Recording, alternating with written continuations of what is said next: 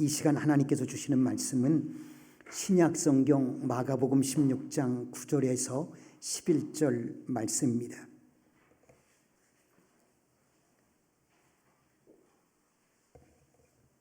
이 말씀을 봉독할 때에 살아계신 하나님의 음성을 들을 수 있기를 바랍니다.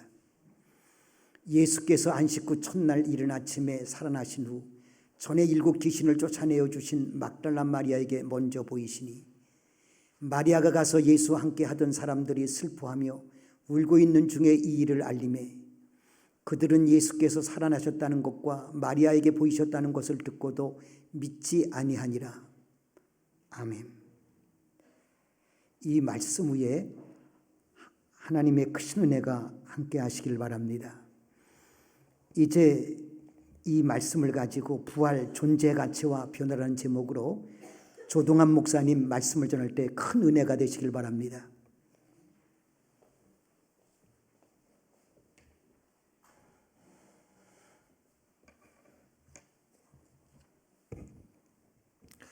함께 기도하시겠습니다. 찬양과 경배를 받으시기에 합당하신 아버지 하나님, 이 귀하고 복된 날 주님 전에 나와 부활하신 주님을 높이며 예배하게 하심에 감사를 드립니다. 신령과 진정으로 예배하게 하여 주시고 주님의 신실하심을 경험하는 시간 될 수 있도록 성령 하나님께서 우리 가운데 임재하여 주시옵소서. 이 시간 저희에게 하늘의 비밀을 말씀하여 주시옵소서. 깨닫는 은혜만이 아니라 지켜 행하는 온전한 믿음을 우리 가운데 허락하여 주시옵고 열매 맺는 삶 될 수 있도록 인도하여 주시옵소서. 예수님의 이름으로 기도드립니다. 아멘. 할렐루야. 주님을 찬양합니다. 오늘은 부활절입니다. 옆에 분과 한번 이렇게 인사하기를 원합니다. 예수님께서 부활하셨습니다. 네. 더욱더 기쁜 날일수록 인사는 많이 하면 좋겠죠. 부활절은 저희에게 있어서 성탄절만큼이나 중요하기 때문에 성탄절에 여러분들 하는 인사가 어떤 것이죠? 예, 훌륭하십니다. 메리 크리스마스. 예. 오늘 메리 크리스마스를 하자는 말씀은 아니고요. 우리가 메리 크리스마스 하듯이 해피 이스터 우리가 널리 전파해야 할 것입니다. 다시 한번 또 인사하기를 원합니다. 영어라 좀 어렵긴 하지만 낯설기는 하지만 그래도 한번 노력해 보겠습니다. 해피 이스터 인사하겠습니다. 해피 이스터. 예. 행복한 부활절 되시기를 축복합니다. 오늘 주시는 부활절 메시지를 통해서 여러분들의 각자의 삶 속에서 우리를 새로운 삶으로 바꾸시는 하나님의 놀라운 그 부활의 능력과 권능을 이 시간 경험하게 되기를 간절히 소망합니다. 케임브리지의 학자인 카논 웨스트코트라는 분이 계십니다. 그분이 이런 말을 했습니다. 모든 증거를 종합해 볼 때 그리스도의 부활보다 더 낫거나 더 정확하게 입증된 역사적 사건은 없다. 예수 그리스도의 부활만큼 가장 확실하고 정확하게 입증된 역사적 사건은 없다라는 이야기입니다. 케임브리지 대학의 석학의 입장입니다.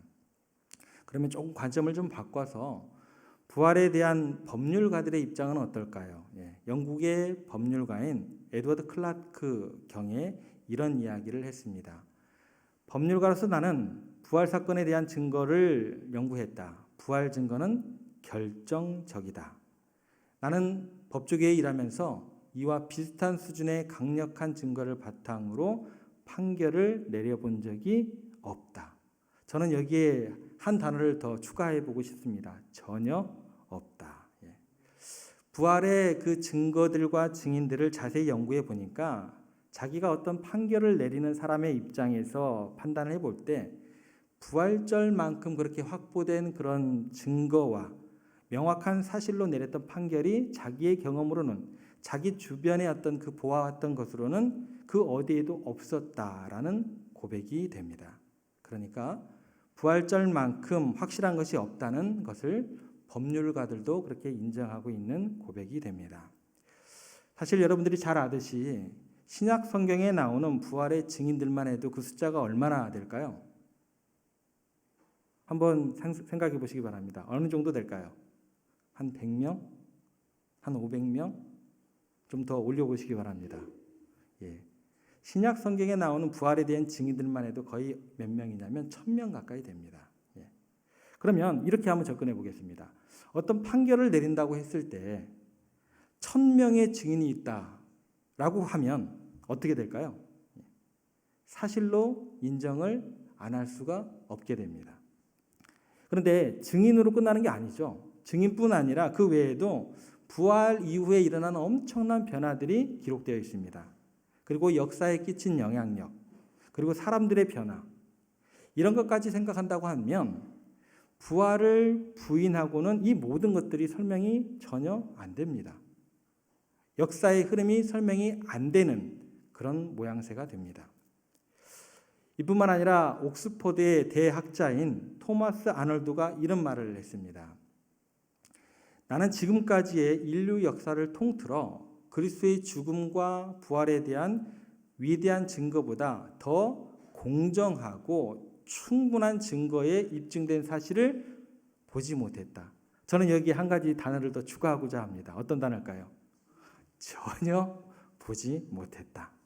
그러니까요, 역사적으로 어떤 사건들을 기록해 나가고 역사를 구성해 갈 때 역사학자 입장에서 아무리 내가 살펴봐도 학자적 양심으로 이건 사실이라고 기록된 그 모든 것들이 부활의 그 증거만큼 명확한 증거에 의해서 기록된 게 별로 없다가 아니고 전혀 없다라는 고백이 됩니다.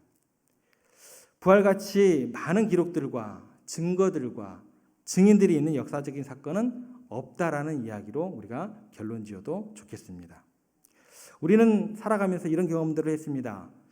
학교에서 많이 배우죠. 신석기 시대의 생활상을 연구하면서 빗살무늬 토기 들어보셨죠? 예, 우리 청년들은 많이 알 겁니다. 빗살무늬 토기. 그런 뾰족한 어떤 그릇 하나가 발견되면 어떻게 될까요? 굉장히 많은 이야기가 교과서에 들어가게 됩니다. 그걸 또 다 외워야 돼요. 출처가 어디고 문양은 어떤 것이다. 다 시험에 나오는 것이니까. 예. 그렇게 굉장히 많은 이야기를 해 나갑니다. 여기서 그치는 것이 아닙니다. 역사의 한 야사의 페이지가 발견되게 되면 어떤 일이 이루어질까요? 그 야사에 발견된 그 한 줄 가지고 역사가 다시 써지기도 합니다. 완전히 뒤집어지죠. 기존에 알았던 그 역사의 그 모든 것들이. 그런데 예수님께서 십자가에 죽으신 사건과 부활만큼 굉장히 많은 반대와 방해에도 불구하고 명확하게 증거되었고 확실하게 증거되고 오늘날까지 자리하고 있는 그런 사건이 어디에 있냐라는 이야기입니다. 그런데도 예수님이 부활했다는 것을 믿지 못하는 사람들이 있습니다. 상식적으로 어떻게 죽은 사람이 살아날 수 있느냐라고 이야기를 하지만 그건 사람들 수준이고 하나님께서 왜 죽은 자를 살리지 못하느냐라는 우리들의 질문이 그곳 가운데 따라가게 됩니다. 우리가 믿는 하나님은 무에서 유를 창조하신 하나님이십니다. 그 하나님께서 없는 것도 아니고 있는 시체를 가지고 살아나게 하는 게 뭐가 어려울까요? 어려우면 안 되는 것입니다.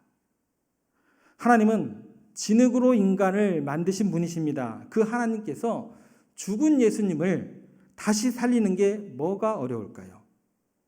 그걸 못하는 하나님이시라면 저는 안 믿습니다. 천지를 창조하시는 하나님이 죽은 사람을 살리는 게 어렵다고 한다면 오히려 그것이 비상식적인 것입니다. 죽은 나사로를 친히 말씀으로 다시 살리신 그분이 부활하지 못하신다고 한다면 오히려 그것이 더 비상식적인 것입니다. 부활의 사실성, 과학적, 논리적, 합리적 그런 이야기를 하면서 부활을 의심한다는 것 자체는 너무나 비상식적인 것입니다. 부활같이 명확한 사건은 없습니다. 만약 부활을 부인한다면 우리가 확실히 믿을 수 있는 게 이 땅 가운데는 어쩌면 존재하지 않을 것입니다. 그래서 성경은 부활에 대해서 입증하는 노력을 많이 기울일까요? 기울이지 않을까요? 한번 답해 보시기 바랍니다. 여러분들 생각대로. 성경은요, 부활을 입증하기 위한 노력을 많이 기울이지 않습니다. 별로 안 해요. 부활에 대한 그 입증에 대해서. 그 대신 부활의 사건을 통해서 부활의 의미를 명확하게 드러내기를 원하세요. 그리고 부활을 통해서 그 하나님의 마음과 뜻이 어떤 것인지 우리에게 가르쳐 주기를 원하세요. 그래서 부활의 증인들과 그 부활의 내용들이 이 관점을 중심으로 스펙타클하게 전개가 됩니다. 그래서 일반적인 사람들의 상식과 기대를 깨는 아주 독특한 기사와 그 내용으로 부활 사건이 전개가 됩니다. 그래서 굉장히 특별한 기록들이 전개가 됩니다. 그 부활 속에 어떤 은혜가 있을까요? 이 질문에 우리가 답해 가야 합니다. 오늘은 그 첫 번째 시간으로 부활 속에 있는 놀라운 하나님의 은혜인 부활 존재 가치의 변화에 대해서 우리가 생각해 보겠습니다. 우리 한번 따라해 보겠습니다. 부활 존재 가치의 변화. 여러분, 부활하신 주님을 통해서 우리가 가장 먼저 느껴야 되는 것이 있습니다. 그게 뭐냐면 부활 사건 자체가 예수님에 대한 세상 사람들의 존재에 대한 그 평가를, 세상 사람들이 예수님에 내린 그 평가 자체를 완전히 뒤집어 엎어 놓은 사건입니다. 어떤 것을 뒤집어 엎어 놓은가 우리가 정확하게 알 수 있어야 된다는 것입니다. 세상 사람들은요, 예수님에 대해서 예수 그리스도를 의인이 아닌 죄인으로 몰아갑니다. 죄인으로 몰아가면서 죄인으로 하나로 낙인 찍는 데 성공을 했습니다. 그리고 그 결과 예수님을 십자가에 못 박여 죽었습니다. 그때까지는요, 성공한 것 같았어요. 그런데요, 부활을 통해서 예수님이 죄인이 아니시고 의인인 것이 드러나게 됩니다. 왜요? 죽인 줄 알았는데 죽임당할 뿐이 아니라는 것이 부활을 통해서 증명되었기 때문입니다. 세상 사람들은요, 예수 그리스도를 십자가에 못 박은 걸로 그치지 않고 굉장한 수치를 안겨주기를 원했어요. 어떻게 했어요? 시로라기 하나 걸치지 않도록 옷을 다 벗기고 속옷까지 나눠 가졌습니다. 수치를 당할 대로 당해봐라 라고 예수님께 대한 그런 존재에 대해서 평가를 했습니다. 아주 비천하게 만들었던 그런 상황이죠. 하지만 부활을 통해서 예수님은 가장 존귀한 하나님의 아들이었다는 게 입증이 되었다라는 것입니다. 세상 사람들이 예수님을 평가했던 것과는 정반대로 완전히 다르게 거룩한 하나님의 아들이었고 창조주인 것이 드러나게 되었고 사망 권세를 깨뜨리는 위대한 분인 것이 부활을 통해서 입증되었다라는 것입니다. 더욱 놀라운 사실은 이것입니다. 이 부활 사건은 예수님에게만 국한되는 게 아니라는 거예요. 그 부활을 고백하고 경험한 모든 사람들에게 그 존재의 가치를 완전히 바꿔놓는 하나님의 그 의도와 뜻과 계획이 그 부활 사건 가운데 담겨져 있다라는 것입니다. 그 계획이 부활을 통해서 오늘 본문에 특별히 막달라 마리아를 통해서 우리에게 드러나게 됩니다. 오늘 본문에 나오는 이 막달라 마리아, 부활 사건의 굉장히 핵심적인 인물 가운데 한 명입니다. 이 여인이 어떤 여인일까요? 라는 그 질문에 우리가 먼저 대답할 수 있어야 됩니다. 복음서의 이름을 구체적으로 이렇게 거명을 하면서 굉장히 많은 횟수의 막달라 마리아가 등장을 하게 됩니다. 그녀가 어떤 여자인지 우리가 한번 살펴보겠습니다. 누가복음 8장 2절로 한번 가보겠습니다. 또한 악귀를 쫓아내심과 병 고침을 받은 어떤 여자들 곧 7 귀신이 나간 자 막달라인이라 하는 마리아와, 여기에 막달라 마리아는 어떤 여자로 기록되어 있어요? 전에 7 귀신이 나간 자, 7 귀신이 들렸던 여인이었다라는 것입니다. 자, 여기서 질문 하나 드리겠습니다.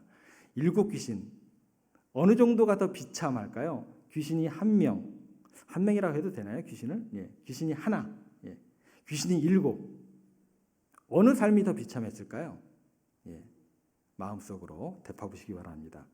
이 여자가 예수님을 만나게 되었습니다. 예수님을 만나고 난 다음에 어떤 일이 일어나게 되냐면 예수님의 은혜 가운데 그 귀신이 물러가는 그런 은혜를 경험하게 됩니다. 그리고 나서 그녀가 예수님께 너무나 감사하면서 어떻게 하는지 누가복음 8장 3절로 한번 가보겠습니다. 헤롯의 청지기 구사의 아내 요한나와 수산나와 다른 여자가 함께하여 자기들의 소유로 그들을 섬기더라. 은혜를 받고 난 후에 했던 행동은 자신의 모든 소유를 드리고 자신의 온 노력들을 다 기울여서 예수님과 제자들이 마음껏 사역할 수 있도록, 마음껏 복음을 전파할 수 있도록 3년 내내 누구를 쫓아다니는 거예요? 예수님과 제자들을 막달라 마리아 쫓아다닌 거예요. 그러면서 밥도 해드리고 또 빨래도 해드리고 그런 여러 가지 일들을 해드렸던 것 같습니다. 그러면 여기에서 막달라 마리아의 임무가 끝날까요? 막달라 마리아가 예수님이 돌아가셨을 때는 어떠한 일을 했을까요? 십자가 밑에까지 쫓아갑니다.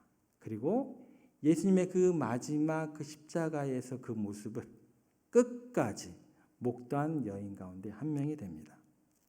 그리고 예수님을 장사 지내고 난 후에 그녀는 어디까지 쫓아갈까요? 예수님의 무덤까지 새벽에 찾아갔고 부활한 그 주님을 첫 번째 만나는 영광을 누리게 됩니다. 그리고 예수님으로부터 사명을 받게 됩니다. 막달라 마리아, 예수님을 따라가지 않은 곳이 거의 없는 것 같죠? 시작부터 예수님의 그 마지막까지, 부활의 그 장면까지 엄청 따라다녔던 것 같아요. 결국 예수님께서 부활하셨을 때는 그녀에게 첫 번째로 나타나시는 그런 기쁨도 누리게 됩니다. 그런데요, 그 가장 영광스럽고 가장 기쁜 그 순간에 기록되는 그 이야기 자체가 왠지 썩 좋은 내용이 기록되어 있지 않습니다. 굉장히 석연찮아요. 한번 우리가 9절 말씀으로 한번 가보겠습니다. 어떤 것이 좀 이상한지 한번 찾아보시기 바랍니다. 예수께서 안식 후 첫날 이른 아침에 살아나신 후 전에 7 귀신을 쫓아내어 주신 막달라 마리아에게 먼저 보이시니, 여기 보시면 먼저 보이시니라고 되어 있습니다. 그 앞에 누구에게 먼저 보이셨다고 이야기하고 있죠? 막달라 마리아. 막달라 마리아. 이게 먼저 보이시니. 제 생각에는 딱 여기까지 표현했으면 너무나 아름다운 결말로 끝날 것 같아요. 그런데 그렇게 표현을 하지 않고 앞에 뭐를 붙였어요? 뭐를 붙였죠? 전에 7 귀신을 쫓아내어 주신. 여러분 생각해 보시기 바랍니다. 꼭 이 꼬리표를 붙여야만 했을까요? 굳이 이걸 밝힐 필요가 있었을까요? 이거는 굉장히 독특한 표현입니다. 이 독특한 표현 가운데서 하나님의 뜻이 무엇인지 우리가 찾을 수 있어야 된다는 거예요. 여러분, 제가 목사입니다. 누가 저를 다른 사람에게 소개를 하면서 이분이요, 어떤 분이냐면요, 정신병원에서 7번 들락날락 했던 분입니다. 그리고 목사님입니다. 라고 소개를 한다고 한번 생각해 보시기 바랍니다. 제가 어떨까요? 굳이 기록할 필요가 있었던 그런 말일까 한번 고민해 보셔야 한다는 거예요. 이게 왜 더욱 말이 안 되냐면 그녀에 대해서 여기에서 한 번 언급으로 끝나지 않습니다. 1절에 이미 이 그녀에 대한 그 설명이 소개가 끝난 상황이에요. 1절로 한번 가보겠습니다. 안식일이 지남에 막달라 마리아와 야고보의 어머니 마리아와 또 살로메가 가서 예수께 바르기 위하여 향품을 사다 두었다가, 이름이 굵직하게 3명이 나옵니다. 설명은 없어요. 장례식에서 예수님을 무덤에 옮겨놓고 돌을 옮기는 그 작업은 남성들이 했던 것 같고, 예수님의 그 시체에 향품을 발랐던 그 일들은 여성들이 했던 것 같습니다. 그런데 여기 보면 막달라 마리아에 대한 소개를 이미 1절에서 끝난 상황이에요. 한번 소개했는데 굳이 뒤에서 또 한번 소개를 한다? 좀 이상합니다. 처음 소개할 때는 아무런 설명 자체가 없어요. 막달라 지역에 있는 사는 마리아다. 막달라 출신의 마리아다. 이렇게 이야기하라고 끝내게 됩니다. 그런데 9절에 가서 굳이? 다시? 난데없이? 부활한 주님을 만나는 그 영광스러운 장면에 가서 1절에 안 했던 소개를 덧붙이고 있다라는 거예요. 왜 일부러 그걸 넣었냐는 거예요. 그것도 만약에 굉장히 자랑스러운 일이면 야, 뭐 학위가 몇 개래. 뭐 이 정도의 어떤 그런 어떤 능력이 있는 사람이래. 이 정도의 어떤 그 권능을 가진 사람이래. 라고 이야기를 한다면 충분히 이해가 됩니다. 그런데요, 별로 자랑스럽지 않은 내용, 뭐죠? 병력을 갖다가 붙여서 이야기를 하고 있다라는 거예요. 왜 그러셨을까요? 주님께서 이렇게 이야기하시는 데는 분명한 목적이 있습니다. 의도가 있습니다. 그냥 써진 기록이 아니다라는 거예요. 하나님의 간절한 마음이 이 구절 가운데 담겨져 있다라는 거예요. 여러분, 예수님의 부활의 그 첫 증인으로 먼저 보이셨다. 먼저 보이셨다는 걸 굉장히 강조하고 있습니다. 그러면서 가서 전하라는 이야기도 덧붙여지고 있습니다. 그러면 첫 번째 그 증인의 사명은 예수님의 부활을 가서 널리 전해야 돼요. 그리고 전하는 것으로 끝이는 게 아니라 어떻게 돼요? 전하는 그 말을 믿게끔 해야 된다라는 게 첫 증인의 사명이 됩니다. 이거를 성경을 믿지 않는 사람들도, 예수님을 따르지 않았던 사람들도 이걸 읽을 거 아니에요. 예, 분명히 읽죠. 그런데 역사의 길이 남을 만한 사건입니다. 부활의 사건은. 예수님의 부활의 첫 증인으로 선전된 그녀를 소개하면서 막달라 마리아에게 보이셨다. 그러면 되지. 그 앞에다 전에 7번 귀신이 들렸던 막달라 마리아에게 이렇게 기록을 해버리면 결국은 부활의 첫 목격자가 이상한 여자였다. 이 얘기랑 똑같아집니다. 기독교 웃긴다. 웃겨. 이렇게 됩니다. 정신병원에 한 번도 아니고 7번이나 갔다 온 여인이 이렇게 돼버립니다. 여러분 같으면 학자들의 말을 믿으시겠습니까? 정신병원에 7번 갔다 온 여인의 말을 믿으시겠습니까? 굉장히 심각해집니다. 도대체 하나님께서는 왜 이런 위험을 감수하셨을까요?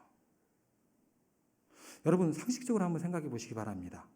여러분 법원에 증인으로 채택이 될 때 저는 그 증인 자격에 대해서 어떤 것인지 제가 법관이 아니기 때문에 잘 모르지만 증인이라고 서서 내가 봤습니다 라고 하면서 증언을 하는데 나중에 병력을 조사해 보니까 뭐 7번 귀신이 들락날락하고 7번 정신병원에 갔다 왔다라고 하면 어떻게 될까요? 그럼 그 사람의 증언이 채택이 될까요? 생각해 보시기 바랍니다. 다른 사건의 증인도 아니고 예수님의 부활이라는 가장 중요한 역사적인 사건입니다. 사망 권세를 깨뜨리는 인류의 그 꿈이 이르는 죽은 권세를 무너뜨리는 그리고 육신의 몸이 아닌 영체로 창조일의 가장 독특한 몸으로 먹고 만질 수 있지만서도 벽을 통과하는 공간을 초월하고 시간을 초월하는 하나님께서 창조하신 가장 빛나는 모습 첫 번째 부활의 영체인 그분을 증거해야 되는 첫 번째 증인으로 이런 여인을 선택하면 어쩌시겠다는 거예요. 말이 안 된다는 거예요. 왜 그러셨을까요? 주님의 메시지는 명백합니다. 주님은 지금 부활의 사실성, 역사성보다 더 중요한 게 있으신 거예요.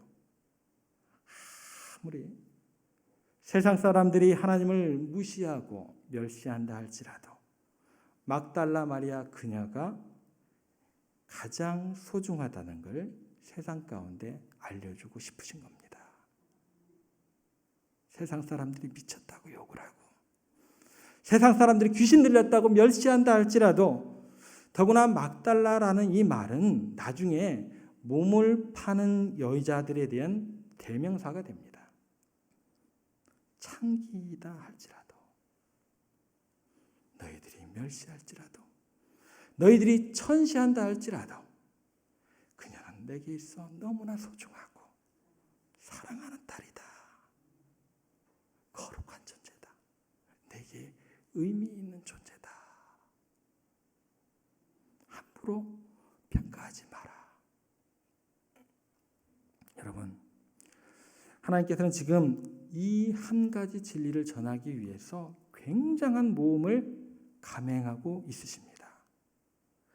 예수 그리스도의 부활의 능력이라는 게 뭐냐면 가장 미천한 사람도 가장 존귀 여김을 받을 수 있다라는 것을 우리들에게 보여주고 계십니다. 왜냐하면 부활이라는 것 자체가 그거예요. 여러분 생각해 보세요. 썩어 냄새가 나던 시체 덩어리가 영체로 변화되는 게 부활이잖아요. 그죠? 그 부활을 믿는다고 한다면, 그 썩어 냄새나는 사람이 그렇게 거룩한 존재로 변화된다고 한다면 그 사람의 과거가 무슨 상관이냐는 거예요. 그 사람의 아픔이 무슨 상관이냐는 거예요. 그 사람의 이전에 저질렀던 그 잘못이 무슨 상관이냐는 거예요. 막달라 마리아, 얼마든지 존귀한 여자로 하나님께 인정받는 자로 하나님께서 보여주고 싶은 거예요. 그래서 부활하신 주님께서 그녀를 첫 번째 증인으로 선택하시면서 인류에게 외치시는 말씀이 더 이상 막달라 마리아에게 손가락질하지 마라. 그녀를 귀신 들었던 여자로 취급하지 말고, 창기 취급하지 말고, 내가 가장 귀하게 여기는 사랑스러운 내 딸이다, 가장 고귀한 하나님의 사람으로 바라봐 달라. 여러분 한번 생각해 보시기 바랍니다. 여러분들 가장 이쁘게 화장을 하시고, 남성분들 같은 경우는 양복을 한 벌 멋있게 사시고 빼 입으시고 난 다음에 완전히 이제 다른 사람이 됐어요. 그럴 때 여러분들은 누구에게 가장 먼저 보이고 싶으세요? 사랑하는 남편, 사랑하는 아내. 그러시죠? 아니에요? 그러셔야 됩니다. 예. 완전히 달라졌을 때 제일 먼저 보여주고 싶은 사람이 누구냐는 거예요. 정신병원에서 나온 사람이에요? 누구에게 보여주고 싶으세요? 가장 멋진 모습을, 가장 사랑하고 내가 가장 귀하게 여기는 사람에게 보여주고 싶지 않으세요? 그런데 지금 예수님은 첫 번째 가장 완벽한 부활하신 그 몸을 누구에게 보여주셨어요? 베드로예요? 아니요. 막달라 마리아에게 보여주셨습니다. 그녀에게 보여주셨어요. 예수님의 부활이 우리에게 의미하는 것은 명백합니다. 그것은 예수님께서 이 땅에 오셔서 오래전부터 해오던 일이었습니다. 예수님은 죄인의 친구로 오셨습니다. 죄인을 의인으로 만들기 위해 오셨습니다. 마귀의 자녀들을 하나님의 자녀로 바꾸시고 권능을 주려고 오셨습니다. 예수님은 부활 전이나 부활 후에나 한결같이 천하고 멸시받는 없는 자들을 택해서 존귀하게 만드시려고 이 땅 가운데 오셨다라는 거예요. 오늘 본문의 막달라 마리아, 그녀는 우리 모습의 대표격입니다. 상징이 됩니다. 우리는 죄 때문에 제정신으로 살 수 없는 이 세상에서 스스로 생각해도 나는 추해, 나는 더러워, 자격이 없어 라고 생각을 하지만 주님께서는 오늘 우리에게 괜찮아. 너는 내게 의미 있는 존재야. 너는 내게 있어서 얼마나 소중한 존재인데 세상 사람들의 평가에 대해서 낙심하지 마라. 너 자신에 대해서 네가 생각에 이끌린 대로 내버려 두지 마라. 절대 거기에 마음을 쏟지 말고 내가 너를 대하는 대로, 내가 너를 이끄는 대로, 내가 너에게 들려주는 그 말씀대로 너는 내게 있어서 존귀한 자다. 이 음성을 듣기를 원하십니다.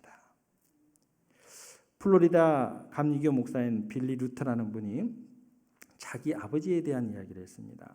1930년대 대공황 때에 먹을 것이 없어서 어머니와 3남매가 구세군에서 나눠주는 한 끼로 이렇게 하루를 연명하며 살아가고 있었습니다. 그런데 이 아버지가 알코올 중독이고 도박 중독이었어요. 어느 날 이 아버지가 7살 때 들어오더니 어머니의 말에 의하면 이제 오늘 이후로 나를 보지 못할 거야 하고 집을 나가버렸대요. 그리고 안 들어왔습니다. 나중에 알고 보니까 도박빚을 갚기 위해서 도둑질을 한 거예요. 그러다가 경찰에 붙잡혀서 다시 감옥 생활하고 또 나와서 또 도둑질하다 붙잡혀서 감옥 생활하고 몇 번이나 그렇게 감옥 생활을 한 거예요. 거의 폐인이 돼가지고 자기 스스로 저지른 일이 감당이 하니까 자살을 하려고 하는데 엄마가 그걸 발견하고 울면서 하는 말이 제발 한 번만 나 따라서 교회 한번 가보자고. 그리고 그 한 번의 부탁을 들었고 교회를 가게 되었는데 이 사람이 완전히 새 사람이 된 거예요. 그런데 그때부터 기적이 일어나게 됩니다. 이분이 얼마나 놀라운 사람으로 바뀌게 되냐면 별로 배운 곳이 없었는데 성경 구절 500구절을 머릿속에 다 외웠다고 합니다. 그리고 낮에는 죽도록 일을 했고 그리고 저녁에는 그 피곤한 몸을 이끌고 교도소며 또 병원에 가서 환자들에게 복음을 전하는 삶을 살았다고 합니다.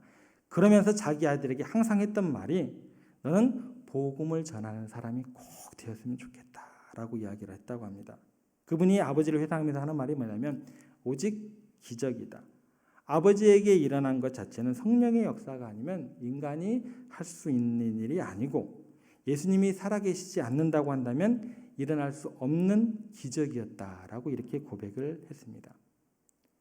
여러분, 부활의 주님이 지금 살아계시기 때문에 여러분을 존귀하게 바꾸어 가실 줄 여러분들 믿으십니까?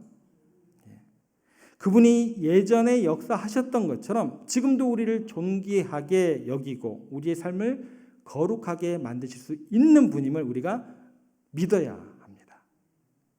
부활의 가장 결정적인 증거가 위태로울지라도 막달라 마리아 그녀를 선택하신 주님의 마음, 하나님의 마음을 우리가 이 시간 느낄 수 있어야 합니다. 절대는 포기할 수 없다. 너의 좌절과 절망을 내가 그냥 내버릴 수 없다고 오늘 이 시간 주님께서 우리에게 말씀해 주십니다.